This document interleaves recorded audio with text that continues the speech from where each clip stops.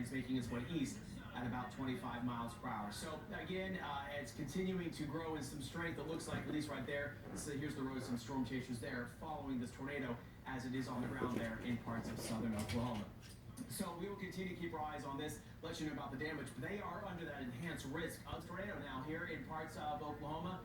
It looks like it's crossing a road there. We saw some power flashes. Again, some storm chasers there are headed to it. So we're going to stay with this tornado for a while. Not really hearing any damage reports of it just yet, but of course this is something we'll continue to keep our eyes on. Jeff Ray's going to go ahead over to our Viper radar and put a track on it, but we want to stay with these pictures because this is a very impressive tornado that right now is in south sides of Oklahoma, continue to push its way eastward and just crossed the road there, so I'm sure some power is out. We saw some power flashes with this as the storm chaser is continuing to follow this storm right now and this tornado that is on the ground near Wynnewood, Oklahoma. So it's pushing its way eastward relatively quickly. You can definitely see that there's a number of chasers that it looks like right there keeping their distance behind this tornado as it is pushing its way eastward. Right now, a little bit masked by that tree there. I was trying to see if it was near a population center at all. It was looking like it was out over some open area, some open ground, but at least right now, that's what we've been watching is pushing its way possibly east to near possibly Iona at 443, maybe Oak Grove at 451. Ken, you have a question? Yeah, hey Scott, just, it's rare that we get to see pictures like this. Just from what you're seeing here, what can you make out of this tornado as far as the size down on the ground? Is it too hard to tell just from that angle? It's definitely a very impressive tornado. I want to say at least probably maybe an EF2 with this as it's on the ground. Again, the base is masked right now by the trees, so I'm not able to tell. But again, we saw it earlier when it was on the ground and possibly causing some serious damage. It's just rare that we ever, get to see such a clear picture of something like this for this long of a time. So you're right. I mean, it is impressive to just look at this and, ask all these questions. And look at all those cars. They don't seem to be too far from it. They're definitely back away from it. They're on the right side. They're on the proper side to be able to view this and chase this tornado.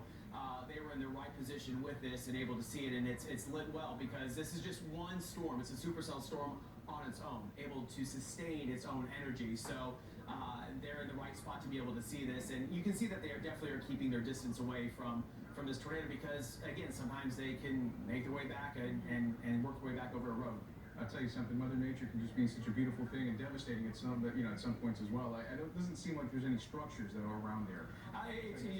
It's hard to tell. You can see there, it looks like we're getting to maybe some trees that were, made a little bit by the tornado, and you see how it crossed the road again. So now we're getting to some of the damage path there. Look at these trees snapped as this tornado crossed the road, and with these supercell storms, they can definitely sustain their own energy for quite some time. And again, a lot of trees there are just snapped in half, so definitely a very strong tornado.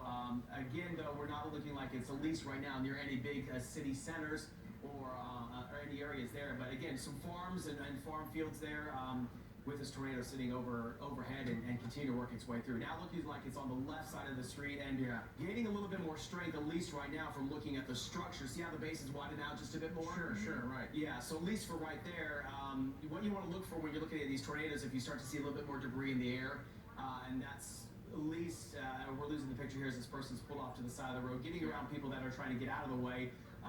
It looks like we might be seeing a little bit more debris being pulled up into the tornado, at least right now. They might have reached an area of road that they can't make their way through anymore, and they're trying to get around some of those cars that turned away. As you can see, a number of the cars are turning back around, so we're not sure the reason why, but definitely tornado continuing to stay on the ground. Now, this is a good opportunity to also remind people, unless you're trained, you know what you're doing, don't do that, right? I mean, we have storm chasers, but those guys know what they're doing, right? They've been trained, they know exactly where to go, they have radars there, they're able to see where the tornado is, where it's going. You don't want to do this yourself, because you don't know the roads and what some of these roads might look like you'd be able to drive on, and then not be able to actually make your way around. I know we keep using the word, Scott, but this really is impressive to see this thing, and just for the length of time that it's been on the ground. I mean, it's just, it's amazing to see this. It really is, and this was the threat that's there today with these supercell storms that could get going, and this is what we're continuing to look up. This is up in Oklahoma. I want to point out that it's not here in North Texas. Right. We're not seeing it here in North Texas. We're watching it up in Oklahoma. Trying to see on that picture on the right there, again, if it's just now dissipated or now you can still see the funnel that is there. It's in the south sides of Oklahoma near Wynnewood was where we had that tornado that officially had touched down, is continuing to push its way to the east. Jeff, you have something? Well, if you just look on Viper, give you an idea exactly where this cell is in relationship to Dallas. If we put up Viper real quick, I can show you it's about 120 miles due north.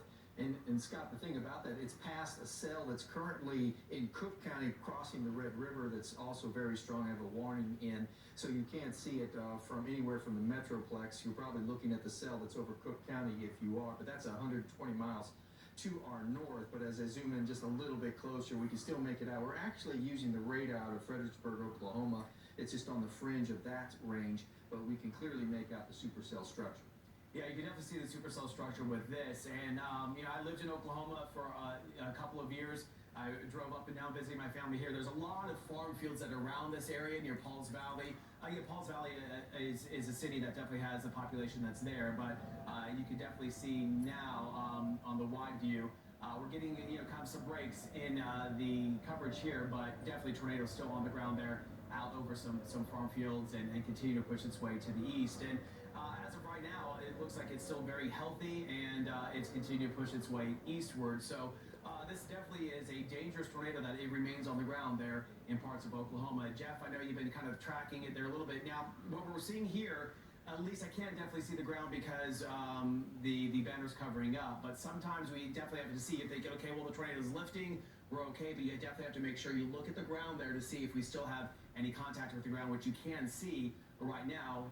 That darker color that still is sitting down there by the ground, that's where we do. And it looks like it's going to pass just to the south.